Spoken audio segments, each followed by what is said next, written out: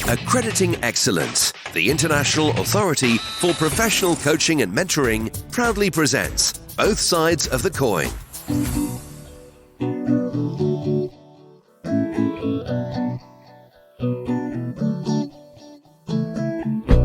As coaches, how can we help our clients unclutter their minds, make powerful decisions, and take inspired action? Today, we're going back to the coaching fundamental of goal setting. Welcome to Both Sides of the Coin, a podcast produced by the IAPC&M. We're a leading accreditation body, and our aim is to increase public confidence and to raise industry standards by enforcing a rigorous accreditation process that ensures the quality of professional coaches and mentors. The podcast is aptly named Both Sides of the Coin because we talk to both a coach or mentor and one of their clients to explore both sides of the coaching mentoring intervention, what works and what doesn't. As a proverb says, iron sharpens iron. Before we get started, let me introduce myself. I'm Jenny Butter, your host and an accredited master coach. I've been coaching for 10 years, mainly in the area of career transition and life coaching. Joining me today are Sunday Marbach and her client Patricia Pollow. Sunday is half Ugandan and half Kenyan. Born and raised in Africa, she's also lived in Germany and Switzerland. Sunday is a life coach and brings previous experience as a lay counsellor to her role as a coach. Patricia works as a passionate teaching assistant in a bilingual school in Zürich, Switzerland. She enjoys multitasking, but found it didn't help her accomplish her goals. Hence, she decided to work with Sunday to get back on track. Welcome, both of you. I'm going to start with Sunday and then flip over the coin and speak to Patricia. Sunday, tell me about yourself. Like you said, I live here in Zürich. I'm a life coach. And the reason I chose the profession, because I always noticed when people would come and ask questions, they need like advice. I was always very excited to help the people to find solutions. And I enjoy to see how people are really fulfilled and when people they can reach their goals. Yeah, so in my leisure time, I enjoy reading, I enjoy culinary foods, and I also love traveling. Who would you say is your typical client? My typical client are mostly women. They have like a certain goal and they don't know where to start. And they come to me because sometimes the goal seems, when they talk about it, it seems easy, but at the same time, it's like, it's not clear, how am I really going to achieve it? And so how do you set expectations with the clients that you work with? So for me, it's very important that the clients know that something is also expected from them. For example, like one of the criteria is like, you need to be focused, because it can be you are working towards your goal and then other things come in between, and then you are like, you have like spider arms, you are all over the place, and then you cannot concentrate on that one goal. So for me, it's also very important that they know the different criteria which I expect from them. And these criteria, it's not to make it hard for them, but it's to put them in a place which it will make it easier for them to focus and to reach their goal. I love that analogy of spider arms. It's brilliant. Yes, thank you. So when working with clients who need to declutter and find direction, what top tips have you got? I've always noticed that with myself, also other people, so the clients, that if you have a goal and you need to bring it on the paper, because otherwise it's gonna be all the time in your mind and it ends up being just a wishful thought. And I think one of the biggest thing is like if you take a piece of paper and you write the pro and the cons of that goal. So what will happen if I take this step and what might happen if I don't do it? Because this also gives you clarity to see all the options and that all the thoughts and whatever you want, it's not all fixed at one place. What do you do, or how do you get a client to realize their goal if they're uncertain about what it is that they want to achieve? I think one of the most powerful things just in coaching is the questions, because the questions put you in a place where you really need to think about the goal. It really makes you to You have to look at yourself. You have to look at the goal, because in the society we live, we have really not been trained to think for ourselves. It's like we always go with the masses, but if you really sit down and think for yourself and you really put it on the paper, this is also very helpful. So the questioning, so me asking the client the question which really will put them in a place, oh, now I really need to think and see where I'm going. So that's very helpful. Please, can you give me an example of a question that you might ask or a client that you've done with when that has been a really fruitful thing to do?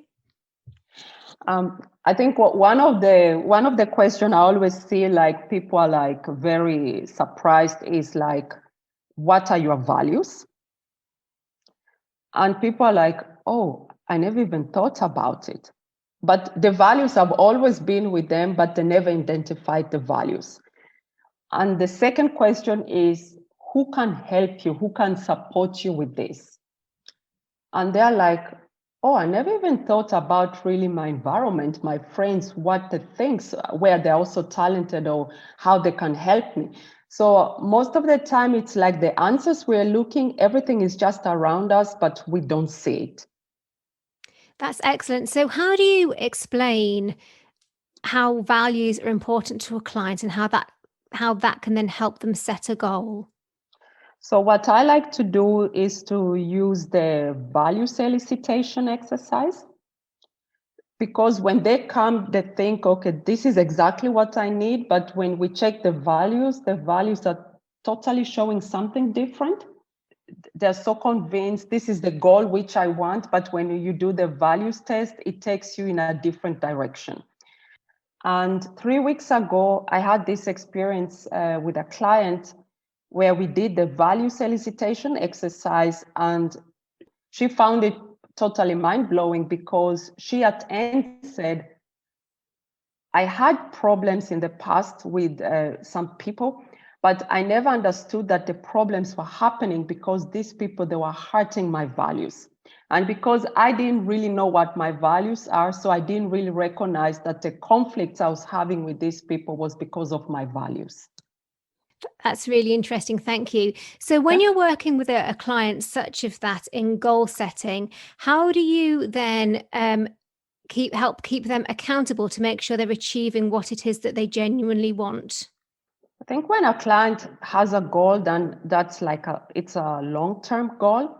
So the most important, we start first with the short-term goal, and there should always be a follow-up.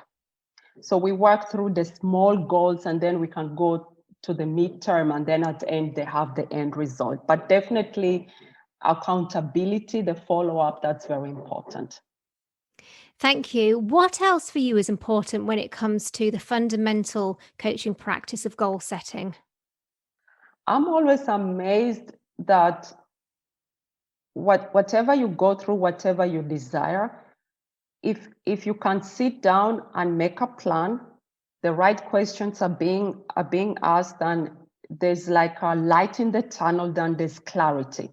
So for me, the goal setting, one of the biggest things is like the clarity, which really covers the entire thing, because that makes also the person to know, wow, this is the direction I'm taking.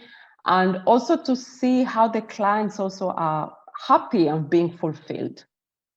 Because that also gives me assurance, yes, you are really supporting and you are impacting someone's life. Thank you. And my final question on goal setting, what do you do if somebody hasn't achieved what they set out to do? So we will have to go back and check the steps again. Then, of course, there's always a way we can try another option.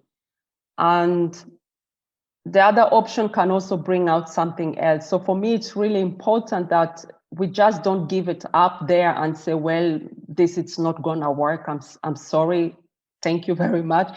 But very important to sit down and to check what happened and what can we improve there. Thank you very much. Sunday, now you're an accredited coach. Why did you decide to become accredited? When I did my diploma, so one of my friends, she had already finished the diploma, and she came to me and she said, I think, Sunday, this will be good if you do it, because it's also like, it's professional. You're also like in a protected area. And when she told me, that was clear for me. I definitely need that, because these days when you go to the internet, you can see some certifications. They're just like for 2 weeks and 3 months or 6 months, and then that is it.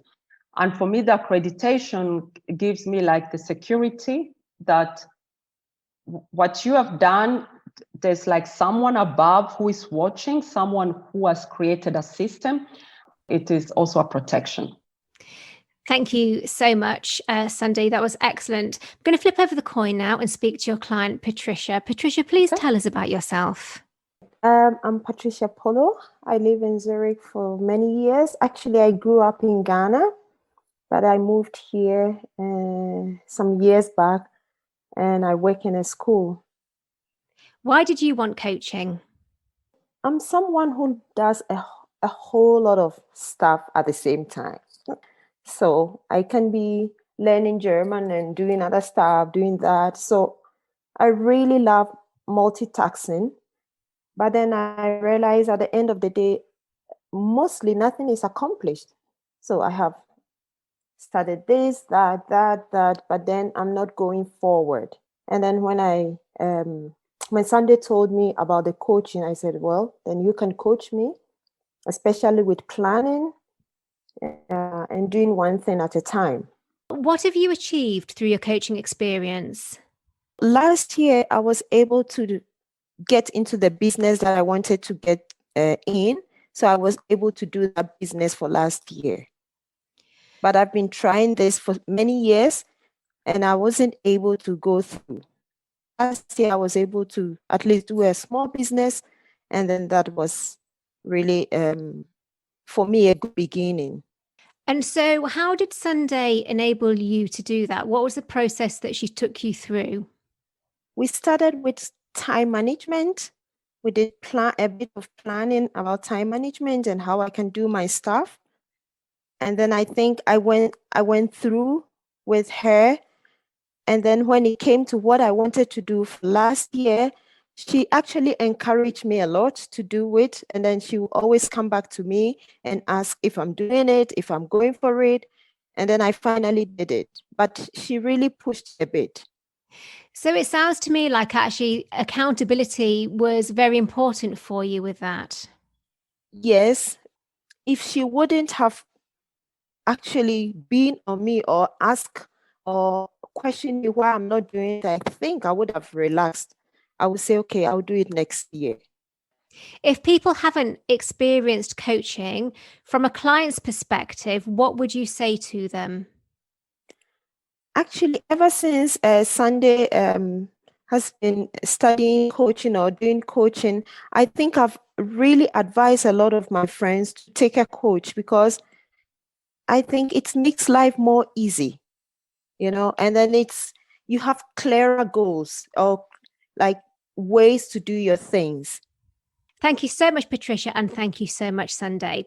If you'd like to find out more about working with Sunday, then she can be contacted via LinkedIn at Sunday Marbach. That's Marbach.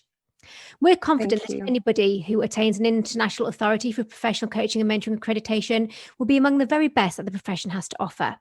So if you're somebody who's interested in having some coaching or mentoring and want to find an accredited coach, mentor or training provider, or if you're a professional who's interested in becoming accredited, then please go to our website, coach-accreditation.services.